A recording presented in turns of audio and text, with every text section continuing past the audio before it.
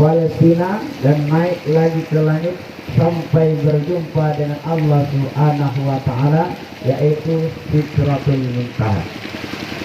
Saya yakin dan percaya kita semua sudah mengetahui itu. Bagaimana dilantunkan ayat-ayat suci Al-Quran di hadapan kita semua. Dan saya yakin di antara kita tidak ada yang tidak hafal bahwa kisah Isra dan Mi'raj ini merupakan perjalanan suci dan ayat yang diturunkan oleh Allah Subhanahu wa Ta'ala pada kisah ini merupakan awal yang sangat berbeda dengan surah-surah yang lainnya. Kenapa dikatakan demikian? Diawali dengan kalimat tasbih, yaitu kalimat yang suci, kalimat yang memuji kepada Allah Subhanahu wa Ta'ala. Bu, dengar bu, jelas, jelas, baik, ya. Mudah-mudahan apa yang disampaikan pada hari ini bisa kita ambil hikmahnya. Dan saya tidak akan menyampaikan panjang lebar. Itu sebagaimana ada pantun yang harus kita ingat sama-sama malam hari ini mengenai Isra dan Mi'raj, dan itu pun kalau diminta lama-lama saya juga tidak sanggup. Ya, kata kami mudik kumos itu, ikan sepat, ikan gabus direbus dalam air panas. Lebih cepat, lebih bagus, agar nanti tidaklah kita bergegas. Ya, maksudnya adalah supaya bisa ada yang diingat. Ya. Bapak dan Ibu yang dimuliakan Allah Subhanahu wa Ta'ala, bagaimana saya sampaikan di awal bahwa kisah Isra dan Mi'raj ini merupakan suatu kisah yang sangat luar biasa, dan surahnya pun di awal dan kalimat yang maha suci, Subhanalladzi asra. Yang telah diteliti di semua ayat itu hanya satu surah Bani Israel yang diawal dengan kalimat tasbih. Subhanalladzi, maha suci Allah yang telah memperjalankan hambanya lailan minal masjidil haram ilal masjidil aqsa alladzi barakna hawlahu linuriyahu min ayatina innahu huwas sami'un basir. Yang mana para mufassir menjelaskan kenapa ayat ini diawal dengan kalimat tasbih, karena ini suatu peristiwa yang teramat mulia, peristiwa yang teramat agung, dan ini sulit dicerna dengan akal sehatnya manusia jikalau orang tersebut menerima suatu kisah ini hanya dengan akal semata. Bapak Ibu yang dimuliakan Allah Subhanahu wa Ta'ala, kenapa demikian? Karena seorang hamba yang penuh dengan kelemahan, yaitu berjalan yang begitu jauh dari Makkah, Palestina sampai ke naik ke langit, dan langit yang dilewati tidak sedikit, 7 lapis langit.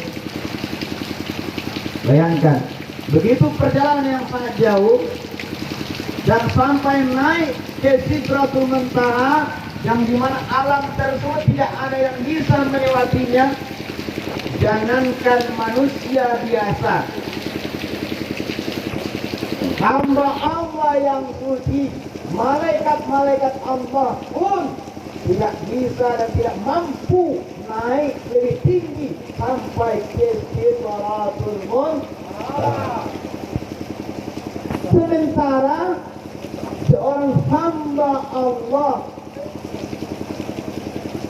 sampai berjumpa dengan Allah ke Sidratul Muntaha. Makanya ayat ini diawali dengan kalimat tasbih. Saya yakin dan percaya dan begitu jalan yang sangat jauh. Kalaulah manusia itu menerimanya dengan akal semata, yakin, tidak percaya. Bahkan jalan yang begitu jauh ditempuh dengan waktu yang paling singkat. Waktu yang paling singkat.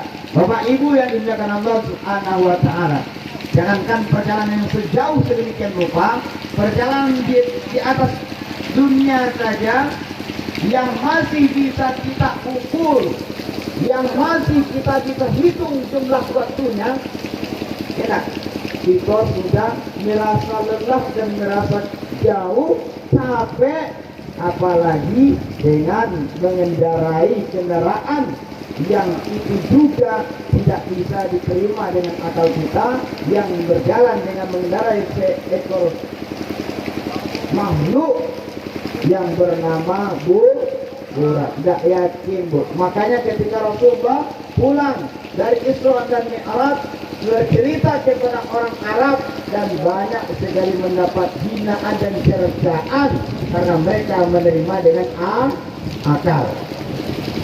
Tetapi yakinlah, setiap orang yang menerima peristiwa yang besar ini dengan akal yang sempurna dan disempurnakan dengan iman kepada Allah Subhanahu wa taala, yakin, dia percaya dengan sepenuh hati, karena ini adalah kalimat yang suci yang memperjalankan bukanlah makhluk tetapi Allah Subhanahu wa taala. Kalaulah sudah yang berbicara itu Allah, maka tidak ada yang mungkin. Yang tidak mungkin menjadi mungkin, yang tidak nyata menjadi nyata, karena Allah sudah menyatakan di dalam Al-Quran. Mungkin Bapak Ibu semua dan kita semua lazim dan selalu kita bacakan di dalam surah Yasin, "Idza arada syai'an ayyaqula lahu kun fayakun." Yakin kita semua malam hari ini, Bu? Yakin, Bu? Yakin, Pak? Yakin? Yakin. Kalau yakin, kita akan teruskan. Ya, kalau nggak yakin, kita surat sampai di sini. Yakin, Bu? Yakin. Inilah hebatnya umatnya Nabi Muhammad SAW. Bahkan Rasul pernah berkata, orang yang paling aku rindukan, umat yang paling aku cintai, orang-orang yang hidup di akhir zaman, yang mana mereka tidak berjumpa denganku, tapi mereka masih setia untuk melaksanakan sunnah-sunnahku, masih percaya dan masih melaksanakan semua perintah Allah dan perintahku, yaitu kita yang hari ini yang masih hidup di akhir zaman. Kalau orang dulu percaya kepada Nabi itu wajar. Kenapa wajar? Mereka menyaksikan langsung bagaimana keadaan Nabi. Mereka menyaksikan langsung mukjizat-mukjizat Nabi. Tetapi kita hari ini, walaupun tidak bertemu dengan Rasulullah SAW, tetapi kita yakin dengan sepenuh hati, hakul yakin bahwa ini peristiwa yang teramat mulia. Kalau Allah sudah yang berbicara Allah, tidak ada yang tidak mungkin. Percaya, Bu? Iya. Ibu, ibu ingat gak? Ibu pernah gak ibu dulu ini ibrahnya mengenai hakul yakin dengan kehendak Allah Subhanahu? Ingat gak, Bu? Dulu pernah gak ibu berpikir bahwa ibu bertemu dengan Bapak? Pernah gak? Pernah gak mencatat lebih awal sebelum ketemu? Ada gak, Bu? Tidak. Pernah enggak di awal itu waktu kecil sudah itu gambarkan sudah ada bakal yang akan mendampingi itu? Ada, Bu? Tidak ada. Tetapi dengan biiznillah, dengan izin Allah, dengan kudrat Allah, dengan kadar Allah bertemu, bahkan seketika bisa temu, bahkan bisa rindu yang tidak akan henti, ya? Iya, Bu? Iya. Bahkan saking hebatnya Allah mempertemukan kita, kudratnya Allah itu, kita bisa lupa segala-galanya. Ya, Bu? Iya. Iya, Pak? Iya Pak? Iya. Benar sekali. Dan ini merupakan suatu kudrat Allah. Dan ini merupakan gandaan Allah itu dengan kita. Dan apalagi Allah langsung menyatakan kepada hambanya, yaitu Nabi kita Muhammad sallallahu alaihi wasallam, bahwa Allah sendiri yang memperjalankan. Dan ini bukanlah kehendak Nabi Muhammad, tapi kehendak Allah Subhanahu wa ta'ala. Bu, Ibu mungkin pernah tahu dan sering kita dengar banyak penceramah mengatakan asbab Nabi diisrakan. Satu di antaranya mungkin kita pernah dengar Rasulullah itu diisrakan oleh Allah dalam rangka menghiburnya, karena pada tahun itu terjadi tahun duka cita bagi Rasulullah SAW, bahwa pada tahun itu Rasulullah ditinggalkan oleh orang-orang yang tercinta, ditinggalkan oleh orang-orang yang selalu terdepan membela Nabi SAW. Dan pada tahun itu pula Rasulullah SAW yang merasa sedih, merasa hibah. Kenapa tidak ada lagi orang-orang yang dekat dengannya yang akan mendampingi dengannya dalam meneruskan dakwah, dalam meneruskan syiar-syiar Islam? Maka pada tahun itu diisrakanlah Nabi kita Muhammad sallallahu alaihi wasallam. Bapak Ibu yang dimuliakan Allah Subhanahu wa taala, pada kesempatan ini kita hanya menguraikan bahwa tujuan daripada Allah mengisrakan Nabi pada akhirnya dan pada intinya adalah Rasul menjemput sebuah perintah yang tidak bisa diwakilkan dan tidak bisa ditunda-tunda, tidak bisa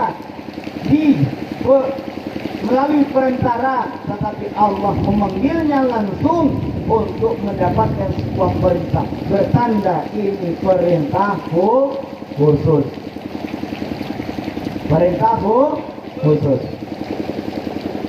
yaitu perintah sholat 5 waktu sehari semalam. Bapak Ibu yang dimuliakan Allah Subhanahu wa taala, dan ini semua perintah yang wajib diberikan kepada Nabi dan untuk kita semua, dan itu tidaklah untuk kepentingan Allah tetapi kepentingan umat manusia.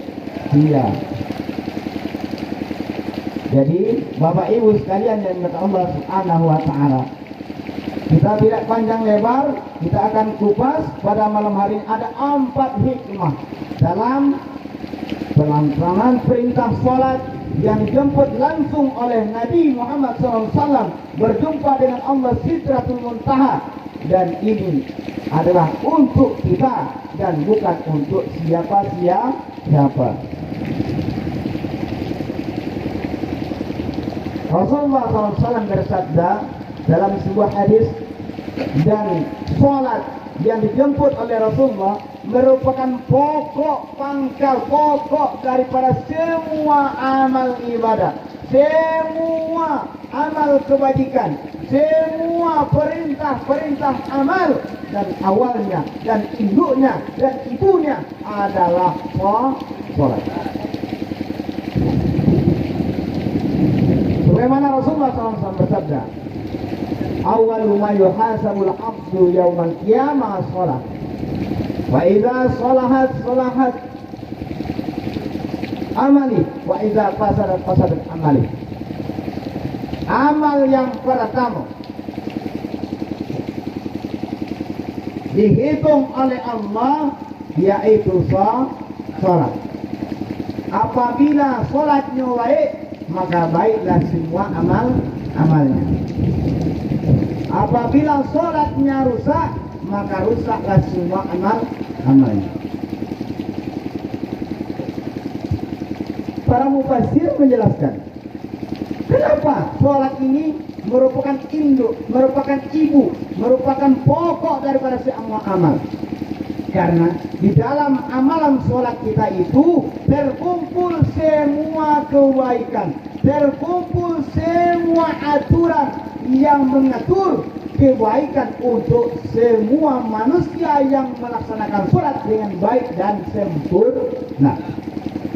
Tetapi ketika orang yang melaksanakan sholat itu tidak sesuai dengan tuntunan, tidak melaksanakan aturan yang sudah disyariatkan, yang sudah diatur dalam pelaksanaan sholat itu, berarti sholatnya rusak, maka akan merusak semua amalnya, bahkan merusak tatanan kehidupan kita. Bagaimana itu sholat yang rusak? Kita ambil contoh. Kita tengok dalam pelaksanaan sholat, kalau zaman kini berbagai macam, bahkan didorong dengan berbagai macam aliran-aliran yang sudah berkembang di tengah masyarakat kita, Bu. Iya, Bu. Kalau kami di Morobungo, Bu, tidak ada heran lagi, Bu. Ya, di kota Morobungo tidak ada heran lagi kalau nengok orang yang berbagai macam bentuk-bentuk dalam pelaksanaan ibadah sholat ini, Bu. Macam-macam, Bu. Mudah-mudahan di tempat kita tidak ada macam-macam, cukup satu macam itulah.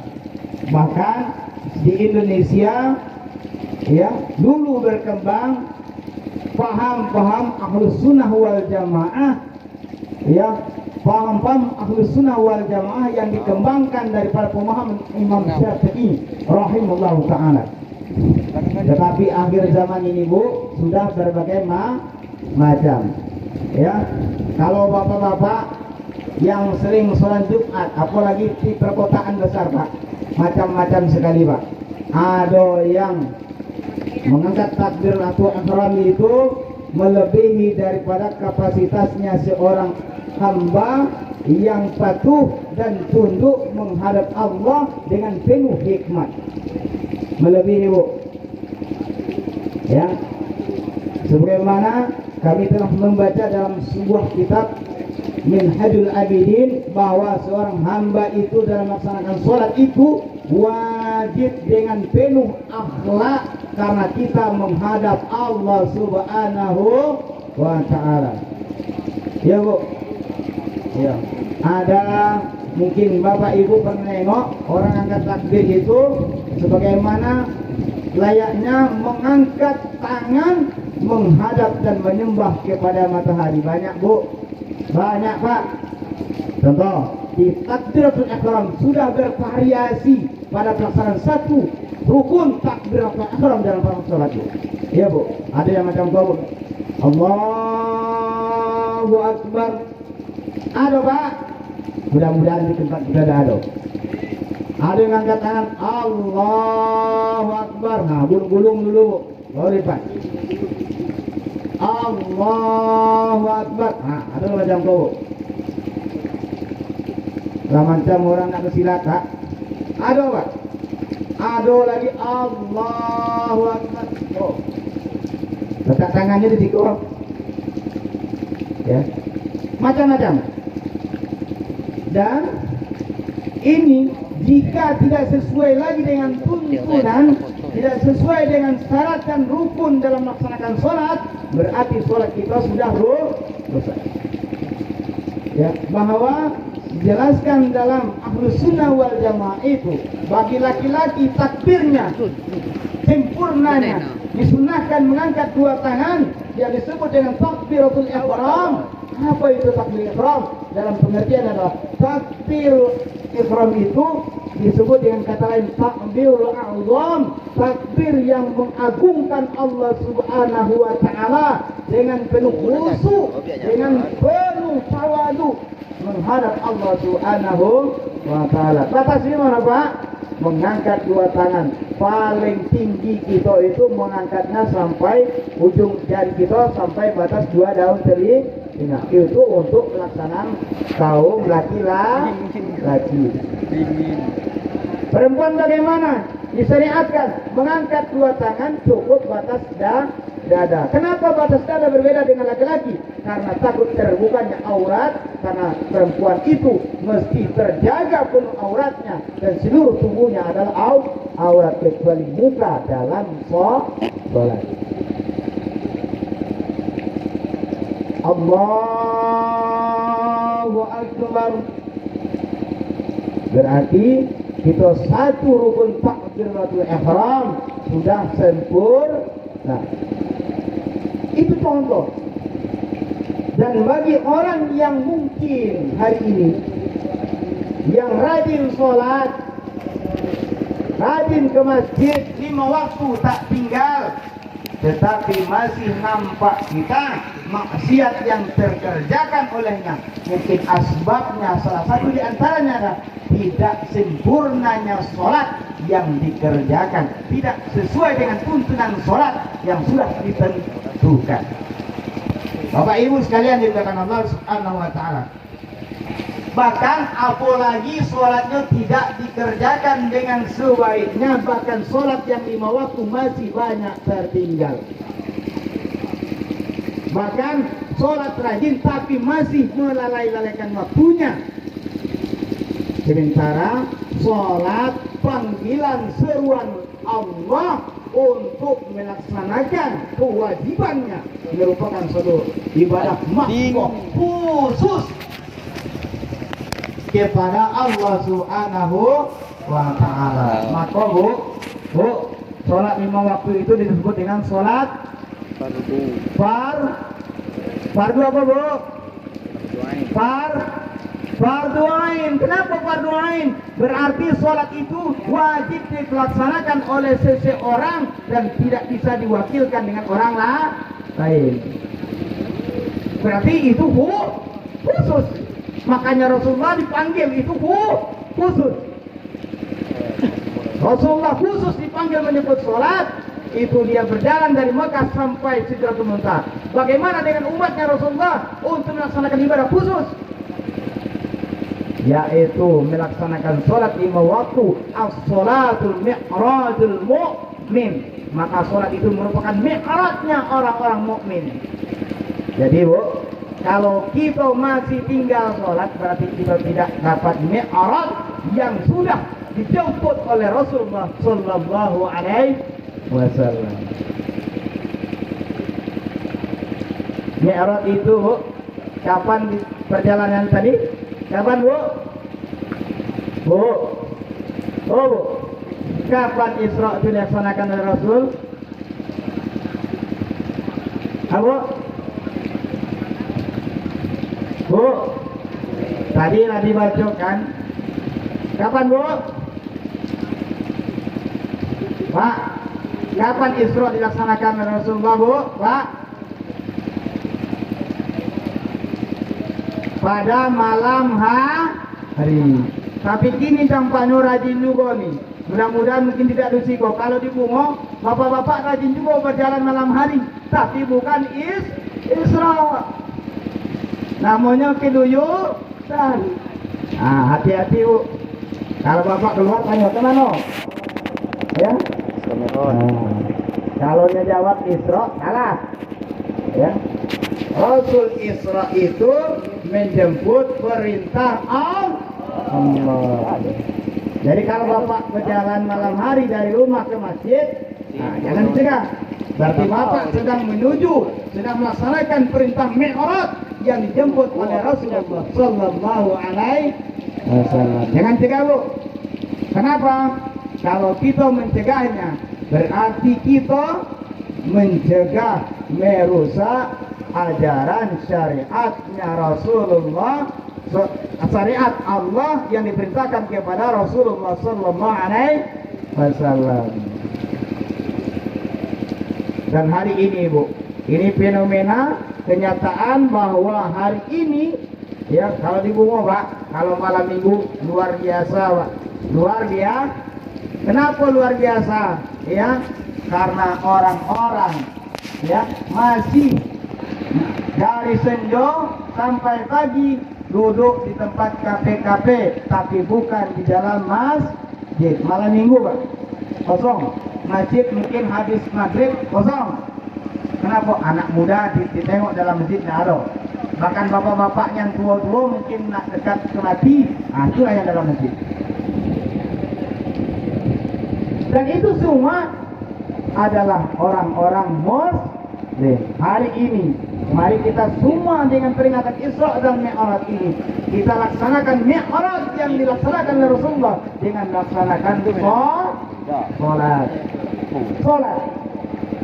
Amalan yang terpenting, pokok dalam amal, di setiap amal yang kita laksanakan dalam hidup ini, jika sholat tidak laksanakan, maka amal-amal yang lain sia-sia kita lakukan. Ibu, bapak rajin sedekah, rajin infak,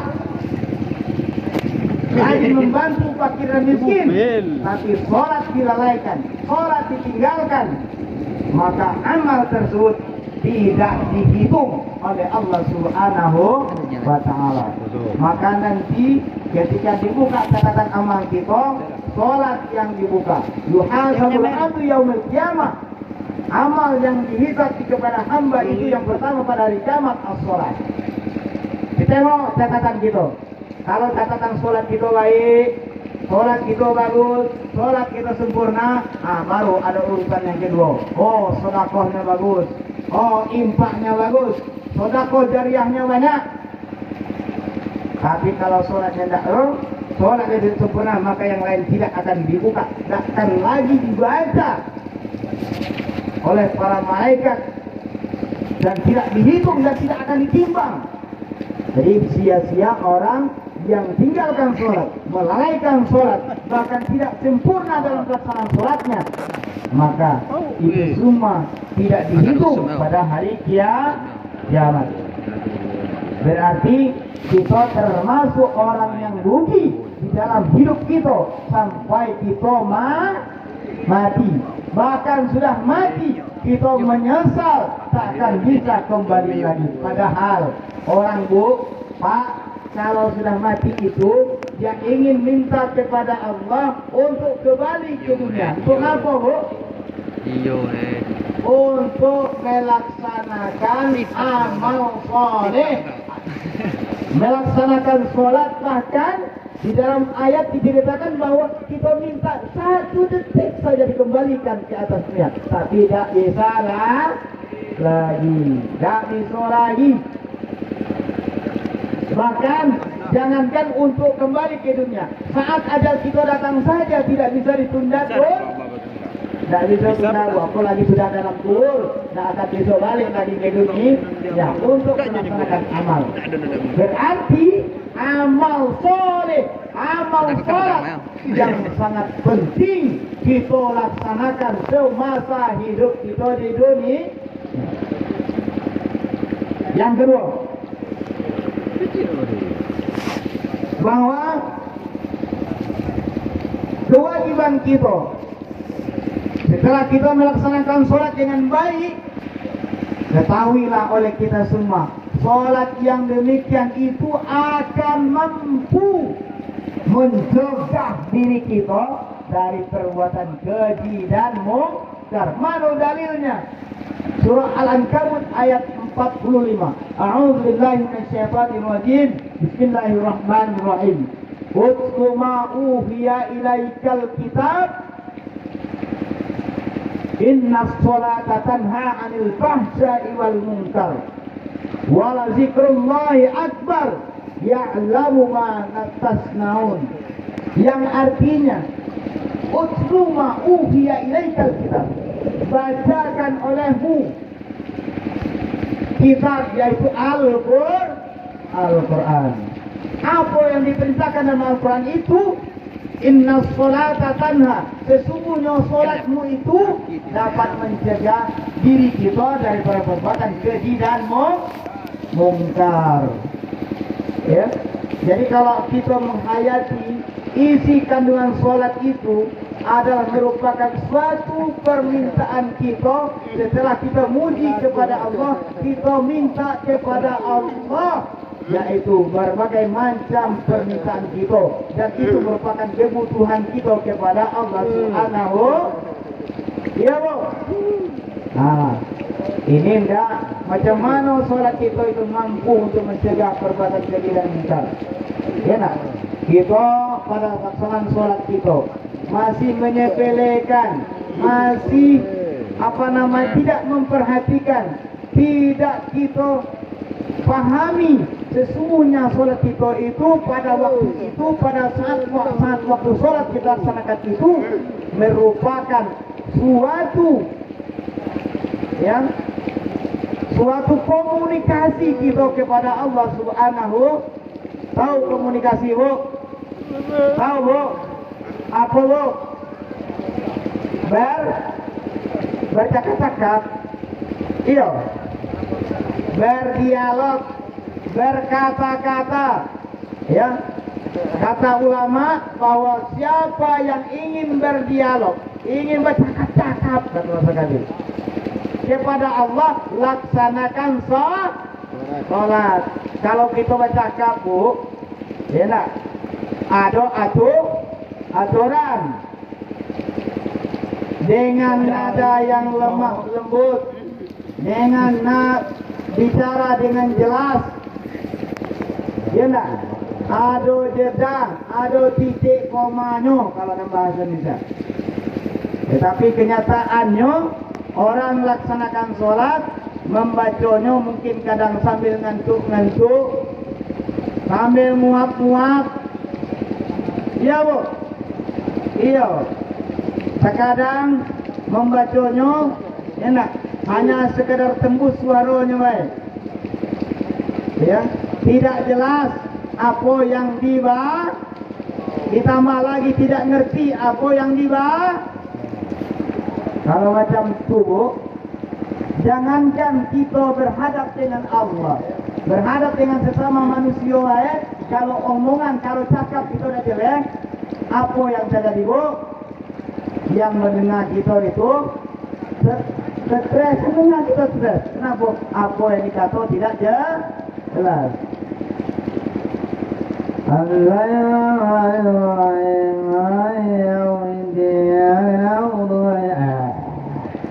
Ya, Bu.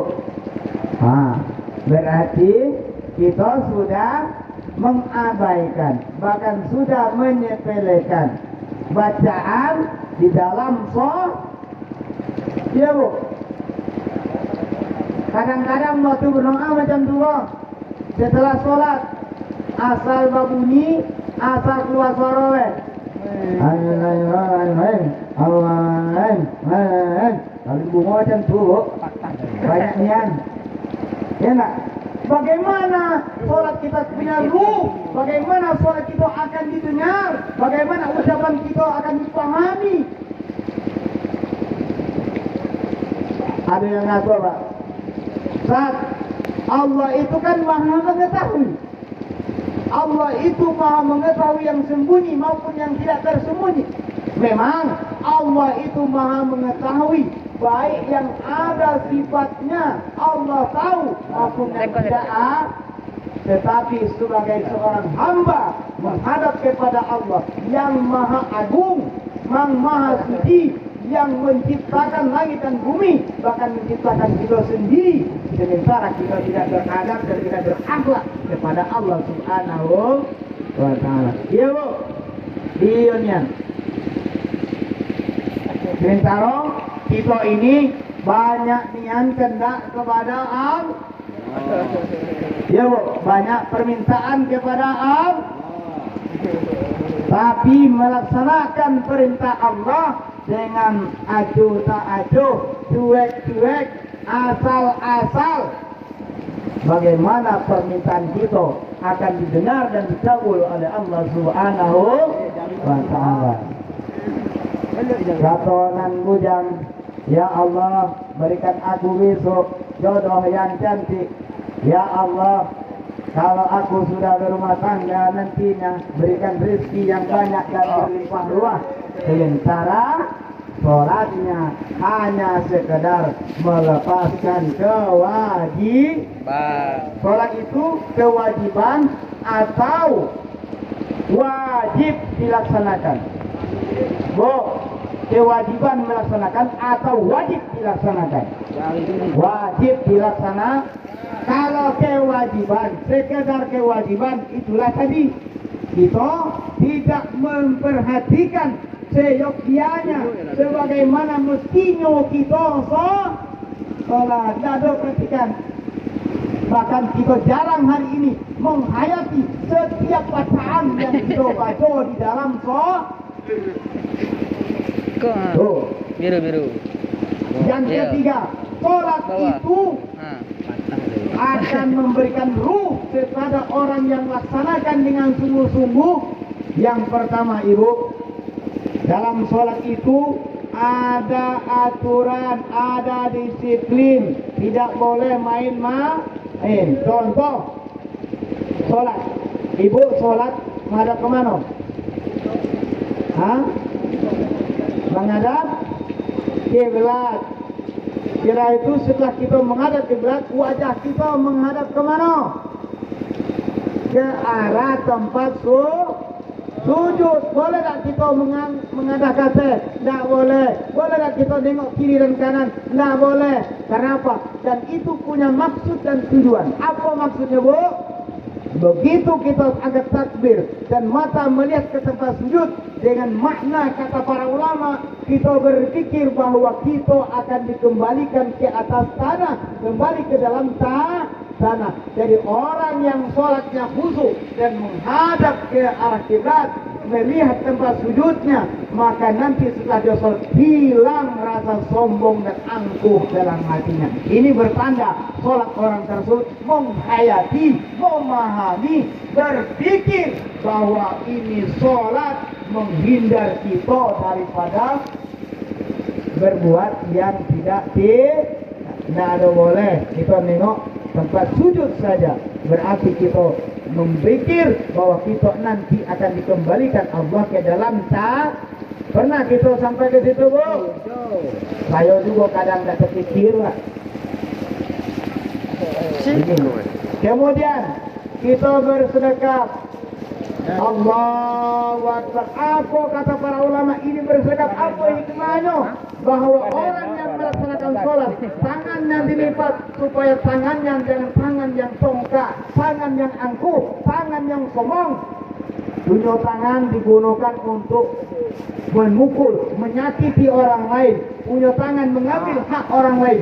Tangan guna menyakiti orang. Lagi berpikir bahwa tangan ini tidak akan berbuat jahat, tidak akan bermaksiat. Karena ini tangan Allah perintahkan untuk mengabdi semata kepada Allah. Laksanakan perintah Allah dan jauhi larangan Allah. Ini tangan. Ya, Bu, entah kalau di dusun kita ini ada yang sholatnya macam kok, ada, Bu.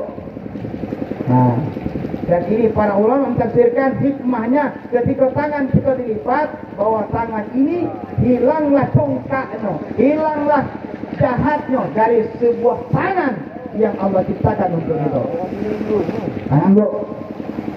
Jadi membuktikan bahwa ini sholat merupakan pokok pangkal. Ini sholat akan membuat kita terhindar daripada perbuatan keji dan mungkar. Ya, Bu. Tapi kalau masih tangan kita rajin sholat, mengambil hak orang lain.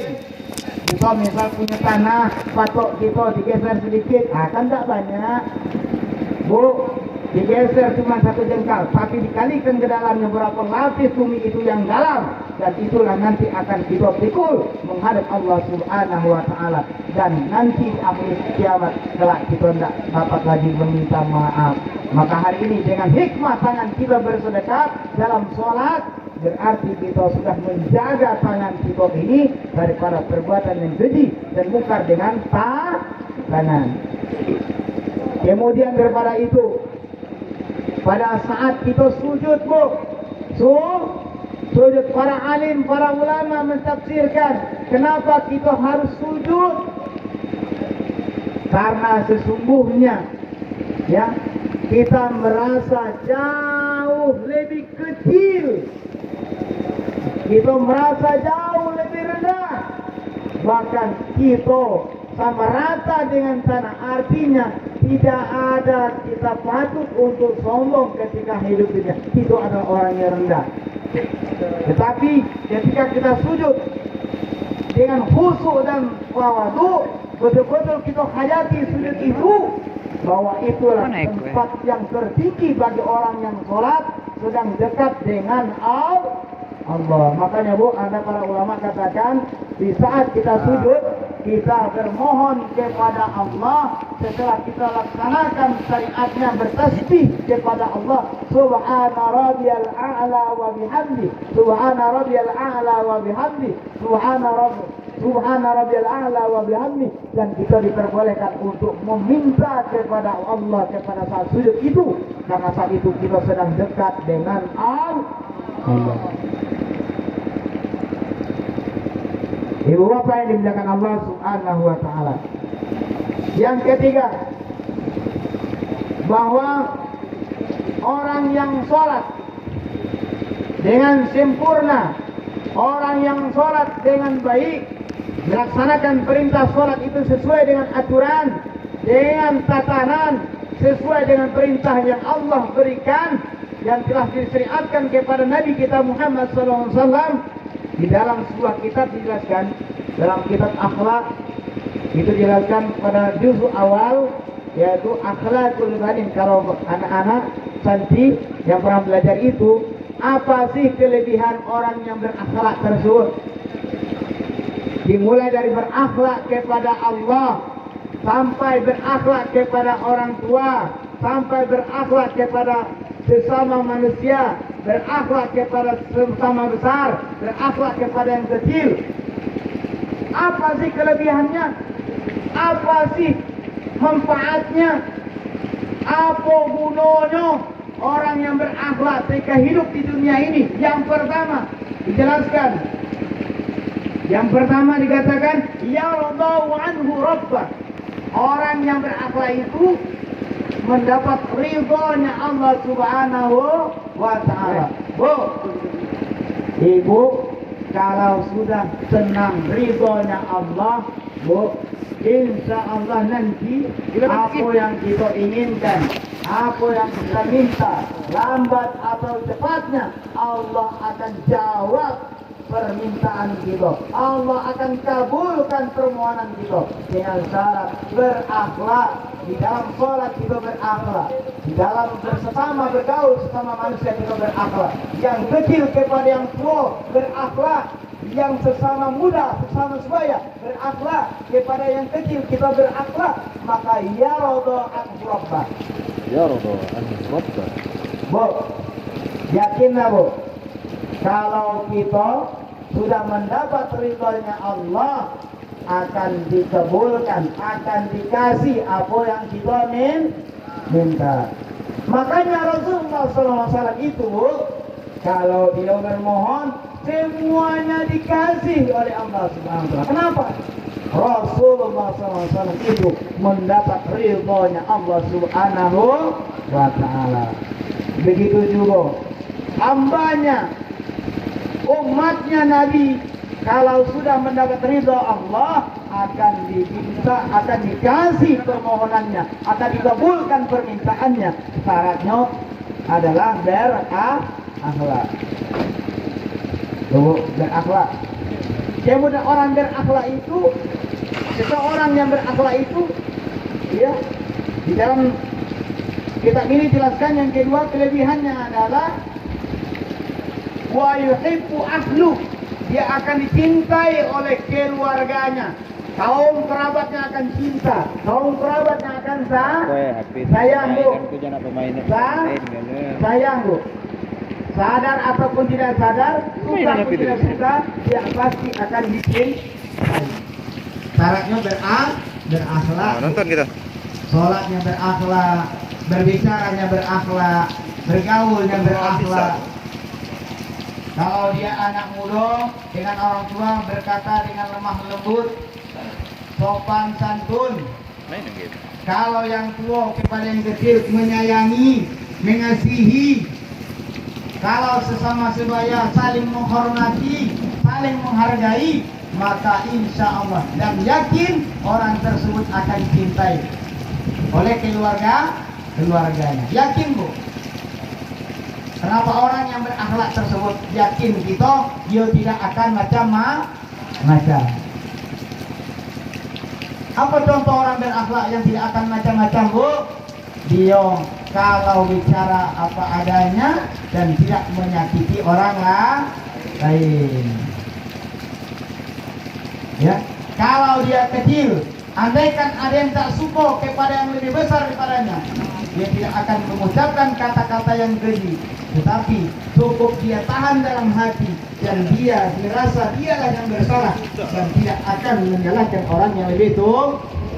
Ini orang yang tapi kalau ini bu, nauzubillah bu, anak-anak ini bu, ya, nauzubillah min Zalik. ya bu, anak muda gini bu, kenapa?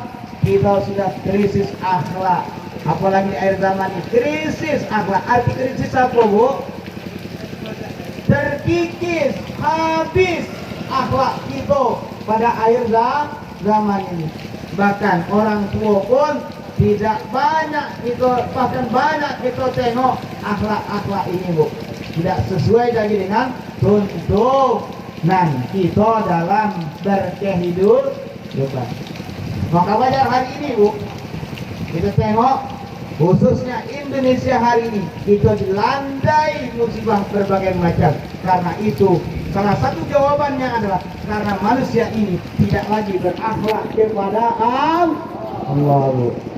Apalagi bu didukung dengan kemajuan di akhir zaman ini. Ya bu, tidak ada berakhlak lagi bu. Sementara yang manggil itu adalah Allah melalui seruan azan yang dikumandangkan oleh muazin. Itu pada hakikatnya Allah yang manggil bu. Tapi kalau yang selain Allah manggil, orang kini cepet pakai bahasa kami bu. Tahu pakai bu? Buru-buru bu. Apalagi yang manggil itu mungkin yang punya kepentingan, pejabat, wewenang yang manggil, begitu bu. Apalagi yang manggil itu, dia nak akan memberikan suguhan kepada kita cepat bu. Ya, apalagi macam gini bu, kita lagi krisis bu. Kalau bu krisis minyak goreng bu, krisis minyak jangankan kita dikasih handal bu, dikasih murah sedikit bu, buru-buru gitu bu, antrian. Tak jauh beda dengan waktu kita masih sekolah kecil dulu bu. Kalau masih kecil dulu kita diajari baris membaris bu. Ini baris-baris juga bu. Ngambil minyak goreng, beli minyak goreng murah, baris. Baca bu, takut ketinggalan. Entah kalau di tempat kita di Sunda. Kalau di Bungo, baris dari pagi sampai siang sampai sore, bahkan ada sampai malam. Antrian minyak panggilan. Sampai kabar, cari-cari bu, informasi di mana minyak goreng ada. Sementara kita dipanggil oleh Allah dan kita tidak pernah minta apa yang kita inginkan, tanpa sadar Allah berikan bu. Allah beri, sementara kita abaikan panggilan Allah melalui seruan muazin. Kagak nak sampai ke musola, kagak nak sampai ke masjid, di rumahnya dewek kita lalaikan panggilan itu. Ditambah pula yang suara manggil itu kadang-kadang yang tua pula, bosan pula dengarnya. Enak. Padahal apapun bentuknya itu ada seruan panggilan Allah. Ya bu, Allah manggil, hayya 'alas shalah.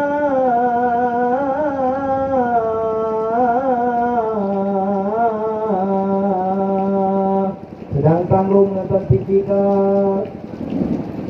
hayya 'alas shalah.